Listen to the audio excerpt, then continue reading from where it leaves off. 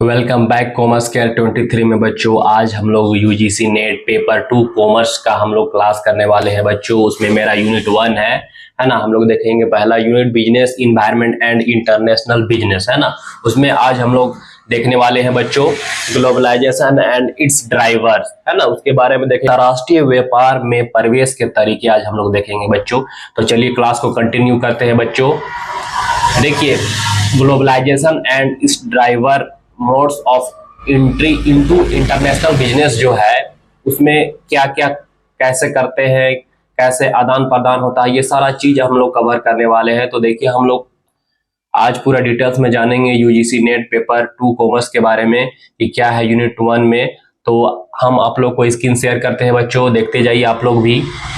तो चलिए बच्चों स्क्रीन में आप देख सकते हैं कि globalization and its drivers modes of entry into international business, है ना। सबसे पहला हम लोग देखेंगे कि वैश्वीकरण दुनिया भर में लोगों, कंपनी और सरकारों के बीच बातचीत और एकीकरण की प्रक्रिया है ना। क्या है कि वैश्वीकरण दुनिया भर में, है ना, लोगों और कंपनियों सरकारों के बीच जो होता है वो क्या होता है, बातचीत होता है, एकीकरण की एक क्या है, प्रोसेस है, प्रक्रिया है। आगे में है यह एक ऐसी प्रक्रिया है जिसमें विभिन्न देशों और उनकी अर्थव्यवस्थाओं के बीच वस्तुओं, सेवाओं, विचारों और संस्कृति का आदान प्रदान बढ़ता है। इसमें क्या होता है कि ग्लोबलाइजेशन में क्या है कि आप देख सकते हैं देश में है, वस्तुओं में है, विचारों में है, संस्कृति का क्या होता है, आदान प्रदान होता है। जी हाँ बच्चों, आगे में हम लोग देख रहे हैं कि संस्कृति का आदान प्रदान बढ़ता है ना। आगे में हम लोग देखते हैं नेक्स्ट, वैश्वीकरण का मुख्य उद्देश्य देश की अर्थव्यवस्था को शेष विश्व की अर्थव्यवस्था के साथ क्या करती है, एकीकृत करना है।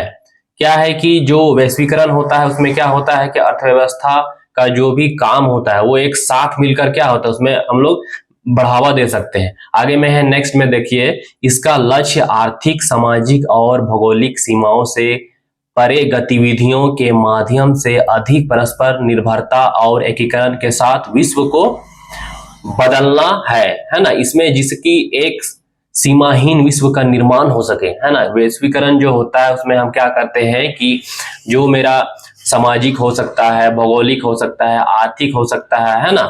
इसमें क्या है कि सारा का जो इनक्रीजेबल हम बोल सकते हैं, जिसमें एक सीमाहीन विश्व का निर्माण होता है। आगे में है कि भारत में वैश्वीकरण का अवधारणा कब हुआ, तो वो 1991 में आई बच्चों। आगे हम लोग देखते हैं आप सेकेंड पेज, है ना, आप लोग को भी देख सकते हैं। सेकेंड में क्या है, 99 में क्या है कि नई आर्थिक नीति के तहत इसके उद्देश्य में मुद्रास्फीति दर को कम करना, भुगतान असंतुलन को सुधारना, अर्थव्यवस्था की विकास दर बढ़ाना, पर्याप्त विदेशी मुद्रा भंडार बनाए रखना और अवांछित प्रतिबंधों को हटाकर, है ना, व्यवस्था को बाजार अर्थव्यवस्था में परिवर्तित करना, ये सब सारा शामिल है किसमें, 1991 की नई आर्थिक नीति के तहत ये सारा चीज इंक्लूड है। आपको ध्यान में रखना होगा बच्चों कि मुद्रास्फीति दर कम करना होता है, भुगतान असंतुलन को सुधारना होता है, आर्थिक अर्थव्यवस्था को भी अच्छे तरीके से बनाए रखना होता है ना, मुद्रा भंडार भी बनाए रखना होता है, ये सब सारा चीज है। अब हम लोग आगे में देखते हैं बच्चों, नीचे में देखिए हम बात करेंगे, अब हम लोग ड्राइवर्स के बारे में बात करेंगे। ये तो देख लिए मेन पॉइंट, इसमें कोई दिक्कत नहीं होनी चाहिए। अब हम लोग ड्राइवर्स के बारे में बात करेंगे। तो देखिए ड्राइवर्स क्या है, तो ये आपका जो ग्लोबलाइजेशन का जो ड्राइवर्स है वो मेरा 5 ड्राइवर्स है। पहला में क्या है, टेक्नोलॉजिकल ड्राइवर्स, दूसरा में मार्केट ड्राइवर्स, तीसरा में कॉम्पिटिटिव ड्राइवर्स, चौथा हम मानेंगे cost driver and last political drivers. बच्चों आप किसी को भी 1 2 3 मान सकते हैं, इसमें कोई दिक्कत नहीं है, बस आपको ये जानना है कि आपका ड्राइवर्स 5 है ना। चलिए अब हम लोग देखते हैं 1 by 1। अब आप लोग भी देख सकते हैं पेज नंबर 3 में, इसमें क्या है, तकनीकी चालक, है ना, टेक्नोलॉजिकल ड्राइवर्स। ये तकनीकी जो चालक होते हैं वो क्या होते हैं, तो इसमें हम लोग देखेंगे कि इंटरनेट नवीनतम तकनीकी चालक है जिसमें ई बिजनेस और ई कॉमर्स के विकास को बढ़ावा दिया जाता है। जैसे देखिए बच्चों अभी क्या है, ऑनलाइन का जमाना है, लोग क्या करते हैं, फ्लिपकार्ट से ऑनलाइन ऑर्डर करते हैं, खाने के लिए जोमेटो को यूज करते हैं, तो वो एक तरह से क्या है, तकनीकी चालक है ना, टेक्नोलॉजी ड्राइवर्स होते हैं, वो लोग आते हैं आपके पास, वो चीज सुविधा दे रहे हैं, वो क्या ग्लोबलाइजेशन को बढ़ावा देती है ना। तो ये सारा चीज किस में आएगा, तकनीकी चालक में आएगा। आगे में देखते हैं राजनीतिक चालक, पॉलिटिकल ड्राइवर्स है ना। उदारीकृत व्यापार नियमों और विनियमित बाजारों के कारण टैरिफ कम हो गए हैं, जिसमें लगभग पूरी दुनिया में प्रत्यक्ष विदेशी निवेश की अनुमति मिली है। इसका कहने का मतलब क्या है बच्चों, कि जो राजनीतिक जो ड्राइवर्स है, इसमें क्या है कि पॉलिटिकल जो अनुमति होने के बाद क्या होता है ना, कि बाहर देश के, दूसरे देश के भी क्या है, कंपनी इस देश में आकर क्या करते हैं, अपना बिजनेस करते हैं, तो उसमें जो मेरा टैरिफ लगता है ना, वो क्या होता है, कम हो जाता है। आगे में हम लोग देखेंगे बाजार चालक। नेक्स्ट क्या है, मार्केट ड्राइवर्स, आम ग्राहकों की आवश्यकताओं और व्यावसायिक विपणन चैनलों के उपयोग से बाजार में अवसर मिलते हैं, है ना। मार्केट ड्राइवर्स क्या होता है बच्चों की, आम ग्राहकों की आवश्यकता, जैसे आम ग्राहक एक आम होता है, लेकिन जो बाजार मार्केट ड्राइवर्स होते हैं वो क्या होते हैं, मार्केट को विश्व भर में, है ना, ग्लोबलाइजेशन में क्या करते हैं, मार्केटिंग का काम करते हैं। जैसे शेयर मार्केट देख सकते हैं आप, शेयर मार्केट में क्या होता है, ग्लोबलाइजेशन का मार्केट होता है, क्या शेयर अप हो रहा है, क्या डाउन हो रहा है, वो आपको मार्केट के हिसाब से करना होता है। आगे में है मेरा लागत चालक, कॉस्ट ड्राइवर, विश्व स्तर पर अर्थव्यवस्थाओं के निर्माण का अवसर मिलता है जिसमें लागत कम होती है। कॉस्ट मतलब आपका लागत में कमी आना, है ना। ग्लोबलाइजेशन में काम हो रहा है तो जाहिर सी बात है, जो रेंट आप मान के चलिए कोई ऑटो में जा रहे हैं और अगर आप पर्सनल उसको रिजर्व करके जा रहे हैं बच्चों, तो एक पैसेंजर के लिए आपको 100 लगेगा, वही अगर आपका 10 पैसेंजर है तो जाहिर सी बात है ना, उसका क्या हो जाएगा, कॉस्ट कम हो जाएगा। तो उसी तरह से होता है ना कि ग्लोबलाइजेशन में जब काम होता है तो वो क्या होता है, कॉस्ट में कमी आ जाता है, तो वो हम बोलेंगे कॉस्ट ड्राइवर्स। आगे में है प्रतिस्पर्धी चालक, कॉम्पिटिटिव ड्राइवर्स, है ना। विश्व बाजार के साथ विश्व अंतर फर्म प्रतिस्पर्धा बढ़ जाती है और संगठनों को अंतरराष्ट्रीय स्तर पर क्या होता है, प्रतिस्पर्धा करने के लिए मजबूर होना पड़ता है बच्चों, है ना। क्या है कि देखिए ग्लोबलाइजेशन हो रहा है, साथ ही साथ क्या होगा कि कॉम्पिटिटिव उसमें ज्यादा होगा, है ना, क्योंकि वो कंपटीशन का बात हो जाता है। इसलिए क्या है कि बाजार के साथ जो है ना, कि अंतर जो होता है कंपेयर करने का, वो एक क्या बोल सकते हैं कि उसकी संख्या बढ़ जाती है ना। इसमें कोई दिक्कत नहीं होनी चाहिए बच्चों। अब हम लोग नेक्स्ट देखते हैं, अब आगे भी आप लोग भी देखते जाइए। अब हम लोग बात करेंगे वैश्वीकरण के मुख्य पहलू के बारे में।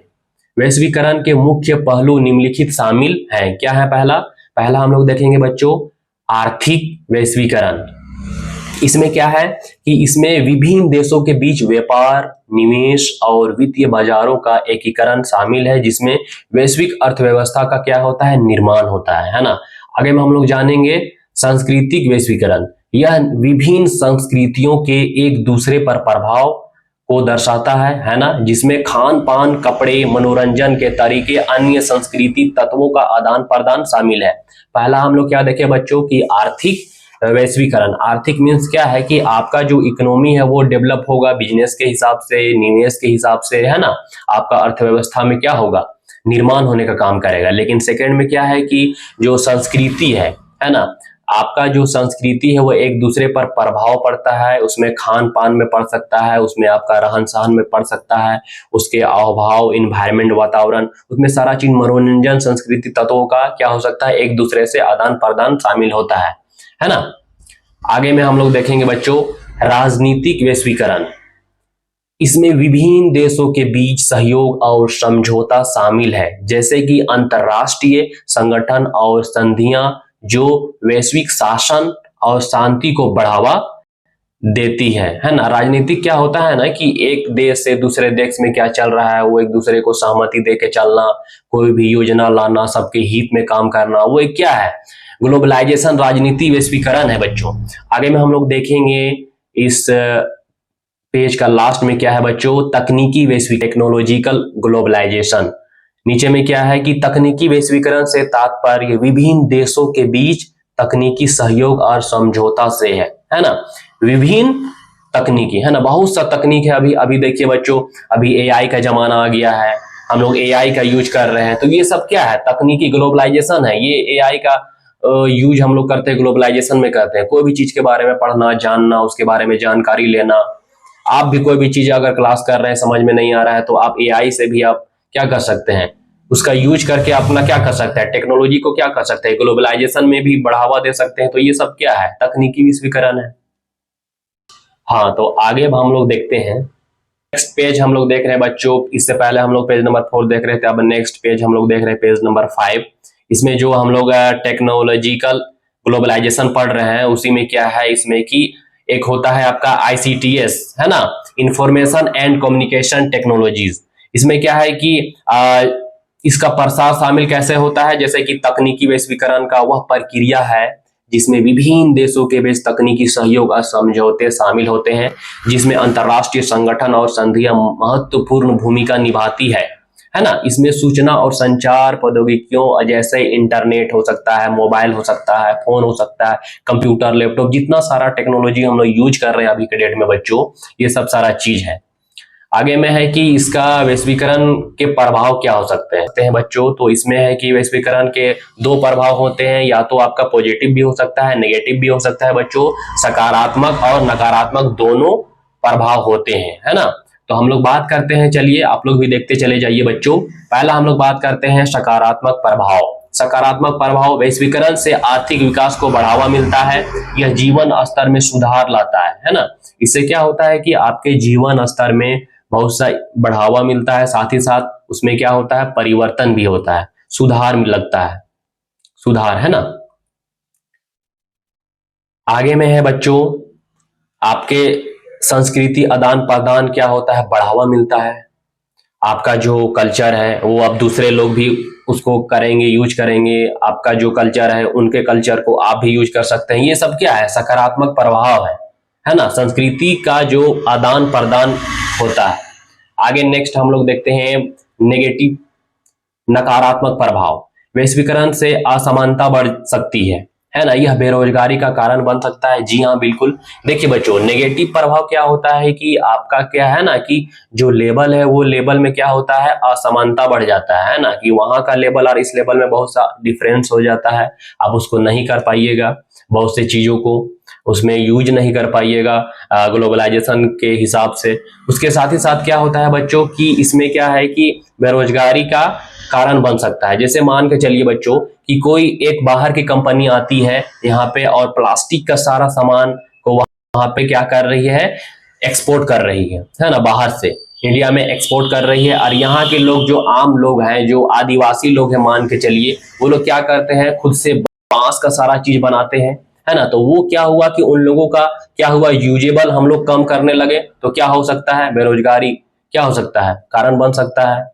बाहर से जो भी सारे मशीन आ रहे हैं, अभी देख सकते हैं खेती बाड़ी करने के लिए एक से एक टेक्नोलॉजी मशीन आ रहा है, एक छोटा छोटा ट्रैक्टर आ रहा है, एक छोटे किसान खुद से अब कर सकते हैं। तो इसमें क्या हो रहा है कि जो आम लोग हैं यहाँ के, एक गरीब नागरिक, इसमें क्या हो सकता है कि उन लोगों का जो काम करने का जो मजदूरी होता था वो क्या है, उसमें मजदूरी का खत्म हो जा रहा है, हम उन लोगों को काम में नहीं दे पा रहे हैं। तो ये सब क्या है, बेरोजगारी का एक कारण है। चलिए बच्चों, हम लोग आगे देखते हैं पेज नंबर 6 में। आप लोग भी देखिए, संस्कृति पहचान का नुकसान हो सकता है। आगे में वही इसी में था, नेगेटिव में था, नकारात्मक में क्या था, संस्कृति पहचान का नुकसान भी हो सकता है। सही है। उदाहरण हम लोग अगर लें तो क्या हो सकता है, टेलीविजन और इंटरनेट का प्रसार भी हो सकता है, विदेशी कपड़ों और भोजन का प्रचलन भी हो सकता है, अपने कपड़ों छोड़कर विदेशी अपना लिए। टेलीविजन का, इंटरनेट का वजह से हम लोग एक दूसरे से इधर उधर बात नहीं कर पा रहे हैं, बहुत सा कमी हो सकता है, इसका नेगेटिव हम लोग मानेंगे। विदेशी छात्रों और कामगारों का आदान प्रदान, यहाँ के लोग बाहर चल जा रहे हैं, बाहर के लोग इधर आ जा रहे हैं, तो क्या हो गया, बहुत सा आपको काम करने में नुकसान हो रहा है। इसका हम लोग देखिए बच्चों निष्कर्ष देखते हैं। तो वैश्वीकरण एक जटिल प्रक्रिया है, जी हाँ बिल्कुल, जिसके सकारात्मक और नकारात्मक दोनों प्रभाव पड़ते हैं, बिल्कुल सही है। ये हमारे जीवन के विभिन्न पहलुओं और प्रभावित करता है, सही है। और दुनिया भर के राष्ट्रों के बीच बातचीत और सहयोग के तरीके को आकार देता है। जी हाँ, ये सही कहा बच्चों। अब हम लोग नेक्स्ट पेज देखते हैं, आगे में देखिए। देखिए बच्चों, अब हम लोग नेक्स्ट में देखते हैं, आप लोग भी देखिए स्क्रीन में, अंतरराष्ट्रीय व्यापार में परिवेश के तरीके। ये तो अभी हम लोग देख रहे थे, इससे पहले ग्लोबलाइजेशन एंड इस ड्राइवर्स के बारे में देख रहे थे बच्चों। अब हम लोग आगे में देखते हैं अंतर्राष्ट्रीय व्यापार में प्रवेश के तरीके, modes of entry into international business. अंतर्राष्ट्रीय बाजार में प्रवेश के कई तरीके हैं, इनमें से कुछ प्रमुख निम्नलिखित है ना। क्या है, अब हम लोग देखते हैं। पहला में है निर्यात। क्या है बच्चों, निर्यात। आप लोग भी देखते चले जाइए, हम आप लोग को स्क्रीन शेयर किए हैं बच्चों। निर्यात यह अंतर्राष्ट्रीय बाजारों में प्रवेश का सबसे आम और कम खर्चीला तरीका है। इसमें एक घरेलू कंपनी अपने उत्पादों को सीधे या अप्रत्यक्ष रूप से दूसरे देशों में बेचती है ना। निर्यात क्या है कि ये बाजार ऐसा बाजार है जिसमें आम कम खर्चीला क्या है, घरेलू कंपनी अपने उत्पादकों को सीधे तौर पे वो क्या करती है, बेच सकती है। संयुक्त उद्यम ज्वाइंट वेंचर में हम लोग देखेंगे बच्चों सेकंड में, इनमें दो या दो से अधिक कंपनी एक नया व्यवसाय उद्यम बनाने के लिए सहयोग करती है, जो आमतौर पर एक विशिष्ट परियोजना या बाजार के लिए होता है। जैसे कि कोई भी दो कंपनी क्या करती है, एक साथ कोई एक नया कंपनी साथ में मिलकर बनाती है और क्या करती है, आमतौर पर एक परियोजना एक प्रोजेक्ट के साथ में वो बाजार पे काम करती है, बाजार के लिए वो लाती है, लोगों को सुविधा देती है, उसको हम लोग बोल देंगे ज्वाइंट वेंचर।